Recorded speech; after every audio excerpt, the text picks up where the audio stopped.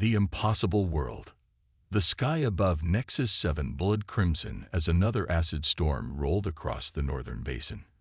From her observation post, Commander Eliza Reeves watched the distant lightning crackle through clouds heavy with toxic compounds that could dissolve standard-issue exosuits in minutes.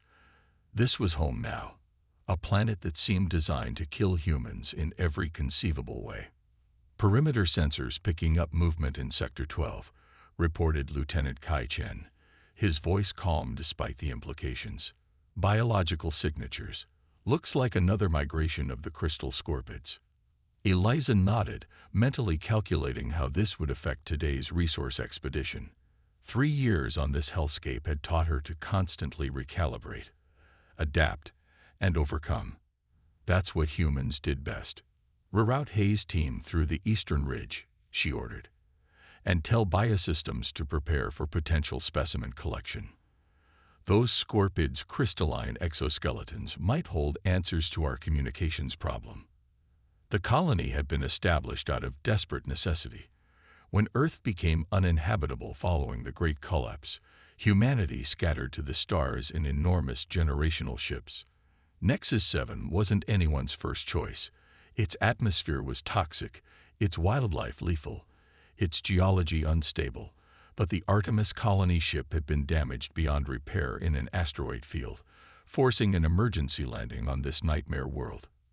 15,000 colonists. That number had dropped to 12,000 within the first month. Now, 6 years later, they numbered just under 10,000. But they were surviving. More than that, they were adapting. Commander, Dr. Nakamura wants to see you in the adaptation labs, Chen said, interrupting her thoughts. Says they've had a breakthrough with the neural interface. The adaptation labs represented humanity's best hope for long-term survival on Nexus 7, rather than trying to terraform the untameable planet. An impossible task with their limited resources, they had chosen to adapt themselves instead. Dr. Hiroshi Nakamura led the efforts to help humans survive in this hostile environment through biological and technological enhancements. Tell him I'll be there in 20, Eliza responded, giving one last glance at the churning storm front. The colony itself was a marvel of human ingenuity, a sprawling network of interconnected habitats built into the side of a mountain range. The initial emergency shelters had given way to more permanent structures utilizing native materials that could withstand the planet's extreme conditions. Heat-resistant alloys mined from the planet's crust formed the outer shells, while biochemically treated local timber provided internal structures. As Eliza made her way through the main concourse, she observed her people going about their daily lives. Children born on Nexus 7 played in carefully monitored recreation zones, their bodies already showing subtle adaptations to the higher gravity and different atmospheric composition maintained within the colony. These children had never known Earth. This hellscape was their home, and they were evolving to thrive here. The adaptation labs occupied an entire section of the eastern quadrant. Within its hermetically sealed chambers, scientists worked tirelessly to accelerate the human adaptation process. Natural evolution would take thousands of generations, time they didn't have. Commander, Dr. Nakamura greeted her as she entered his lab. The scientist's forearms were covered in fine metallic mesh that interfaced directly with his nervous system, allowing him to manipulate lab equipment with thought alone. I believe we've solved the neural integration issue. He gestured to a holographic display, showing a complex network of neurons interacting with microscopic machines. The nanites were rejecting the synaptic pathways because they couldn't distinguish between essential and non-essential neural activity, he explained. By introducing a quantum buffering system, we've created a filter that allows for seamless integration without compromising cognitive function. Eliza studied the simulations. How soon can we implement? We can begin with volunteer test subjects within the week. Full rollout to essential personnel within a month if all goes well. This was their best hope, enhancing human capabilities through biological and technological adaptations that would allow them to survive on Nexus 7 long-term. The neural interfaces would provide instant communication between colonists, rapid information processing, and direct control over the colony's integrated systems. "Make it happen," she ordered. "Priority to security personnel and expedition teams." Before Nakamura could respond, the colony-wide alert system activated, bathing the lab in pulsing red light. "Unidentified object approaching planetary atmosphere," announced the AI system. "Size and velocity consistent with artificial construction, not matching any known human vessel." Eliza's blood ran cold. In 6 years on Nexus 7, they had never encountered evidence of intelligent alien life, despite finding ruins suggesting ancient civilizations had once existed here. The implications of contact now, when they were still struggling to survive, were potentially catastrophic. "I need to get to command," she said, already moving toward the exit. "Fast track the neural interface program, Doctor. I have a feeling we're going to need every advantage we can get." The command center was a hive of activity when she arrived. Lieutenant Chen had already coordinated the colony's early warning systems and defensive protocols. "Object entered orbit 3 minutes ago," he reported as she took her position at the central console. "It's massive, at least 20 kilometers in length. Definitely artificial, and definitely not human in origin." The main display showed a massive vessel unlike anything in human records. Its surface was smooth and reflective, with no visible propulsion systems or external features besides periodic geometric patterns etched into its hull. "Are they attempting communication?" Eliza asked. "Nothing on any frequency we can detect," responded Communications Officer Lyra Wong. "But we're picking up intense scanning activity. They're mapping the entire planet and our colony with it." Dr. Alina Petrov, the colony's xenobiologist, studied the readings with growing concern. "These scan patterns, they're methodical, Commander. They're cataloging mineral deposits, biological signatures, energy outputs. This isn't a casual survey. They're assessing resources," Eliza concluded grimly. "This is a preliminary to some kind of harvesting operation." The revelation settled over the command center like a physical weight.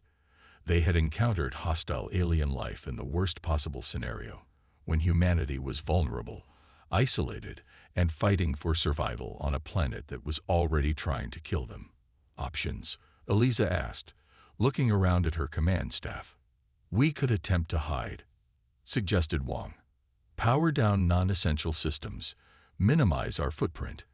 Chen shook his head. "They've already detected us, and that level of scanning technology means they probably know exactly how many of us there are and what our capabilities might be." "We could try to communicate," offered Dr. Petrov. "Establish that we're an intelligent species with rights to this world." Eliza considered this briefly before dismissing it. If they were interested in communication, they would have initiated it. This scanning pattern suggests they view us as either an obstacle or a resource, neither of which bodes well for diplomatic solutions. She made her decision: initiate Defiance Protocol. The words hung in the air. Defiance Protocol was a contingency they had developed but hoped never to use.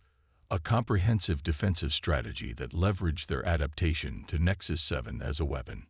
"Lieutenant Chen, activate all defensive systems and prepare our adapted combat units. Dr. Petrov, I need comprehensive analysis of every scan they're conducting. Look for patterns we can exploit. Wong, monitor all frequencies for the slightest hint of communication between their systems." As her team rushed to comply, Eliza opened a colony-wide channel. "Attention all Artemis colonists. This is Commander Reeves. An unknown alien vessel has entered our orbit and is conducting intensive scans of our planet and colony. We are initiating Defiance Protocol effective immediately. All civilians should report to their designated secure zones. All personnel with combat adaptations or defensive specializations report to your assembly areas. This is not a drill." She paused, considering her next words carefully. "We came to this Deathworld because we had no choice. We have survived here because we refuse to accept defeat. We have adapted, evolved, and overcome challenges that should have been impossible. Whatever these visitors want, they will learn what it means to threaten a species that conquered Nexus 7. As the alert sirens wailed throughout the colony, Eliza turned to her tactical display. The alien vessel had deployed smaller craft that were now descending through the atmosphere. "They'll be here within the hour," Chen reported. Eliza nodded grimly. "Then we have 1 hour to prepare our welcome." In the adaptation labs, Dr. Nakamura worked feverishly with his team to accelerate the neural interface program. Combat specialists reported to armories where they were equipped with exosuits enhanced with Nexus 7's native materials. Crystalline alloys that could withstand the planet's acid storms now formed protective plating capable of deflecting energy weapons. Expedition teams who had mapped the deadly terrain of Nexus 7 now plotted ambush points and defensive positions. Engineers who had designed systems to withstand the planet's geological instability redirected those same systems to create seismic traps. And throughout the colony, 10,000 humans who had survived the unsurvivable prepared to defend their hard-won home against an enemy that had no idea what they were walking into. As the alien craft breached the lower atmosphere, lightning from the ongoing acid storm arced toward them, attracted to their hulls.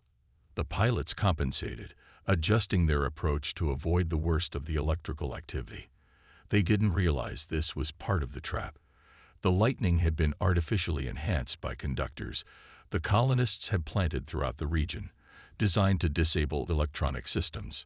3 of the smaller craft crashed as their systems failed, while the others managed to land in the valley 2 kilometers from the colony's main entrance.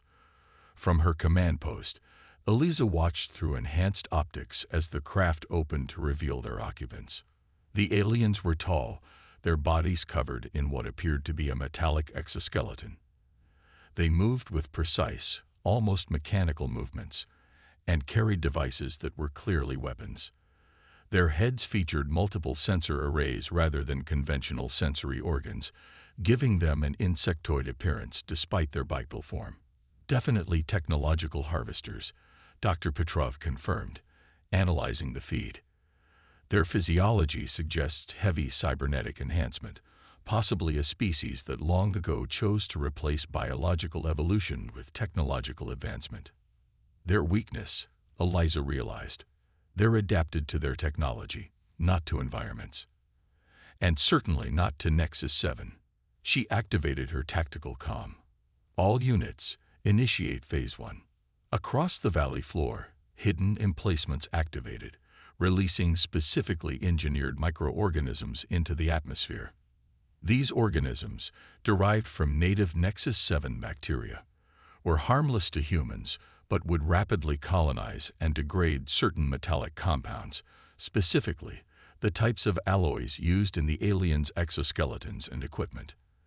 As the alien forces began to advance toward the colony, the first of their number stumbled, their movements becoming erratic as their exoskeletons began to deteriorate at microscopic joints and connection points.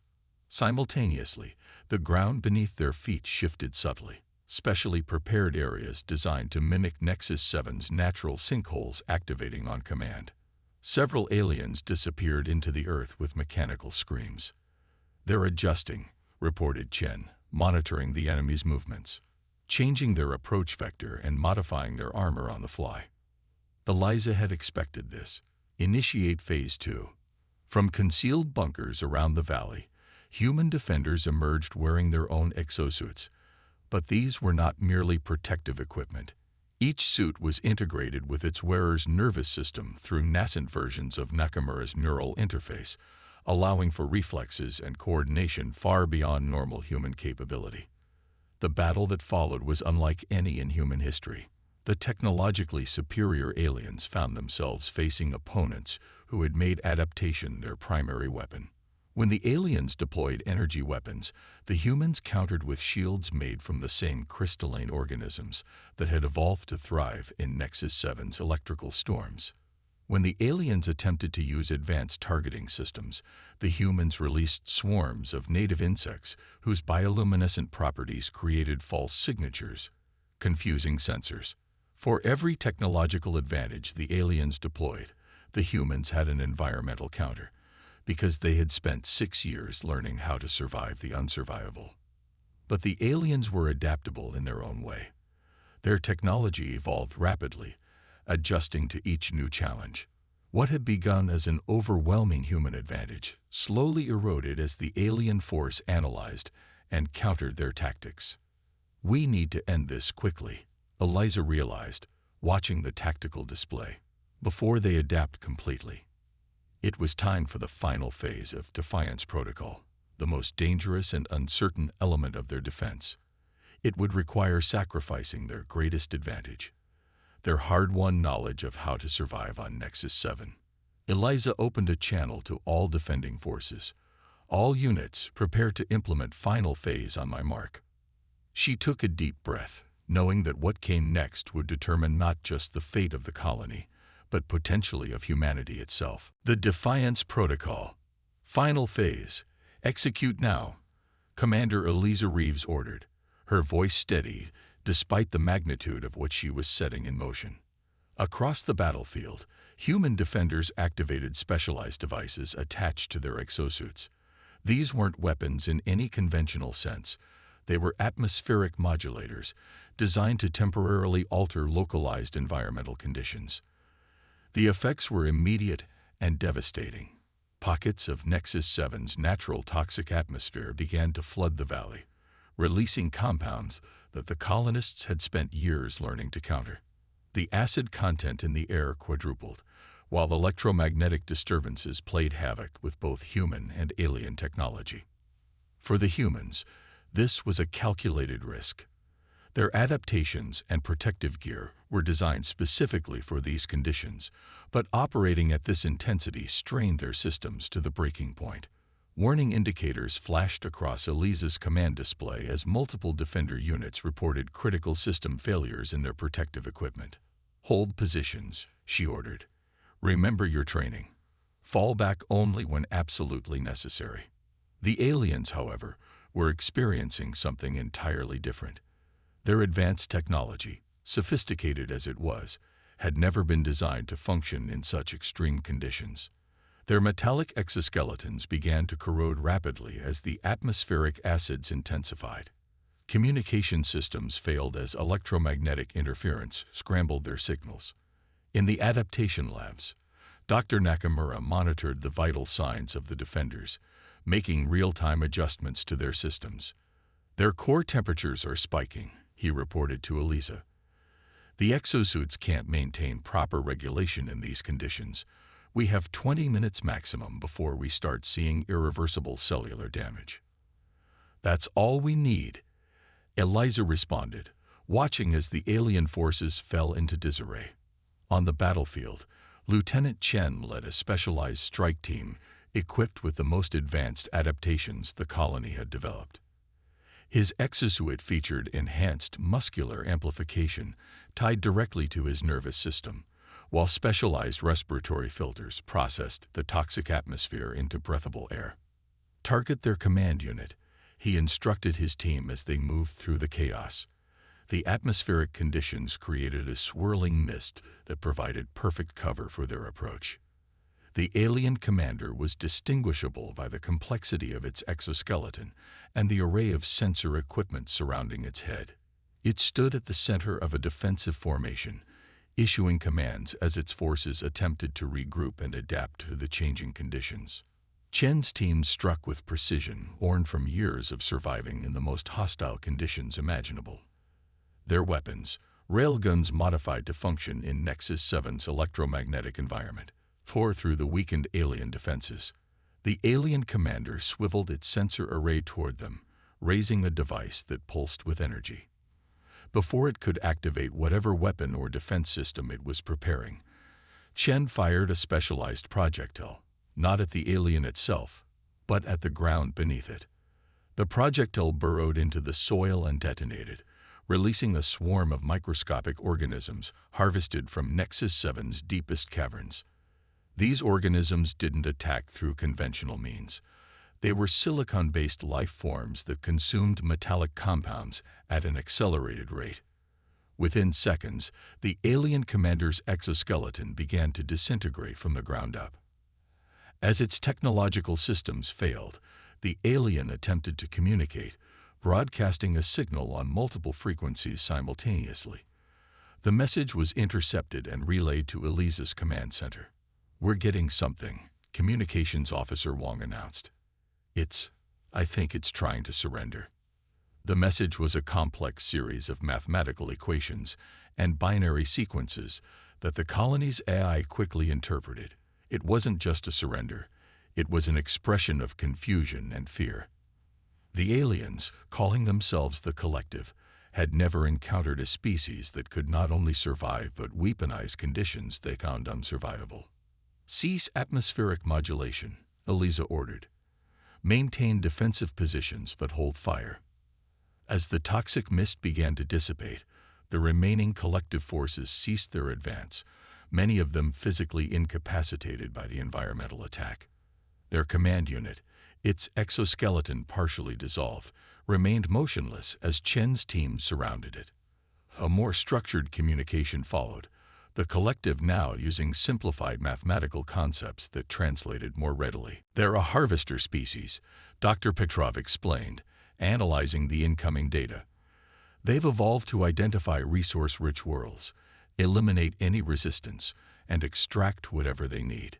They've conquered hundreds of worlds this way, but they've never encountered anything like Nexus 7, or humans adapted to survive it. Tell them we're claiming this world by right of survival," Eliza directed, "and that any further aggression will be met with the full environmental force of Nexus 7. The message was transmitted, and the response came quickly. A series of acknowledgments, and what appeared to be a request to withdraw. "They're standing down," Chen reported from the field. "Their remaining forces are retreating to their landing craft." The victory should have felt triumphant, but Eliza knew the cost had been severe.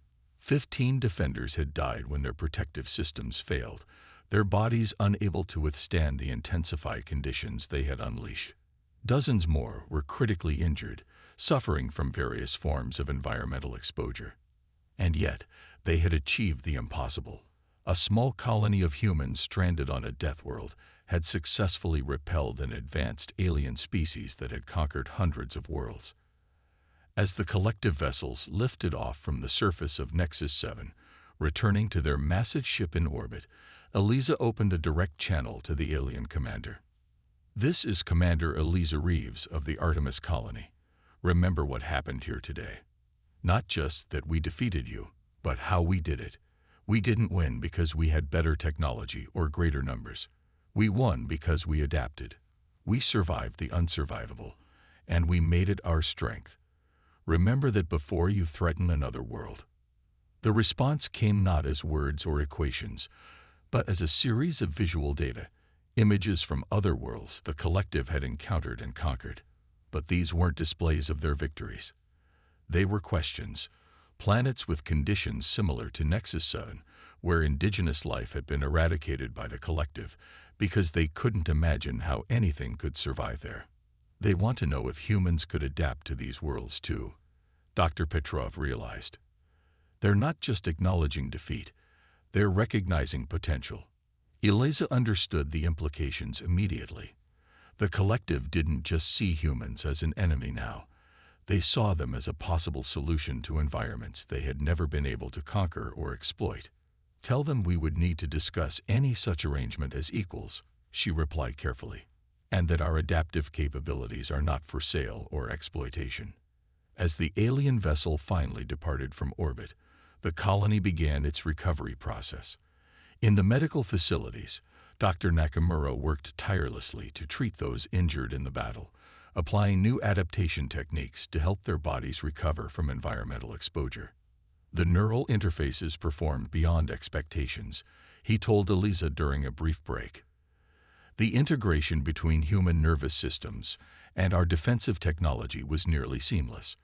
With refinement, we could achieve even more dramatic results. "We need to prepare," Eliza acknowledged. "The collective will return, if not as enemies, then as potential partners with their own agenda. And there may be other species out there who will see us as either a threat or an opportunity once word of what happened here spreads. In the days that followed, the colony transformed. What had been a desperate struggle for survival became something more purposeful, a recognition that their adaptations to Nexus 7 represented something revolutionary in the galaxy. Humanity hadn't just survived a Deathworld. They had weaponized that adaptation against a technologically superior foe. New facilities were constructed, dedicated to advancing their adaptive technologies. The neural interface program was expanded, with volunteers eagerly accepting the enhancements that had proven so effective in battle. Expedition teams pushed further into Nexus 7's unexplored regions, seeking new organisms and environmental conditions that might be studied and potentially weaponized. 1 month after the battle, Elisa stood at the observation post, where she had watched the acid storm roll in on that fateful day. The sky was still crimson, the environment still deadly, but her perspective had fundamentally changed. Incoming transmission, Lieutenant Chen reported, joining her at the viewport. It's from Earth. Eliza felt her heart race. They had been sending regular updates to Earth since establishing the colony, but the vast distances meant communication was painfully slow. This response would have been sent before the collective's attack. Put it through, she ordered. The message was brief but revolutionary. Earth had begun to recover from the Great Collapse, faster than anyone had predicted. The regeneration technologies developed by the Artemis colony from Nexus 7's extremophile organisms, sent back in earlier communications, had accelerated the healing process exponentially. They want us to come home, Chen said, reading the rest of the message. They're preparing a rescue mission to evacuate the colony. Eliza looked out over the deadly landscape of Nexus 7, the toxic storms, the crystalline growths, the predatory wildlife, all the elements of this death world that had forced humanity to adapt or die. Then she looked back at the colony itself, where humans had not just survived but evolved into something new. Prepare a response, she told Chen. Tell Earth. Tell them we are home.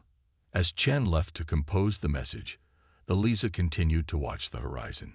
Somewhere out there, the collective was undoubtedly analyzing their defeat, reassessing their understanding of human potential. And beyond them, an entire galaxy of species who had never encountered humans adapted to extreme conditions. Humanity had not just survived Nexus 7, they had been transformed by it. And that transformation would change the course of galactic history. The Defiance Protocol had been more than a defensive strategy. It had been the birth of a new chapter for humanity, one where adaptation itself became their greatest strength in a universe that had underestimated them for the last time.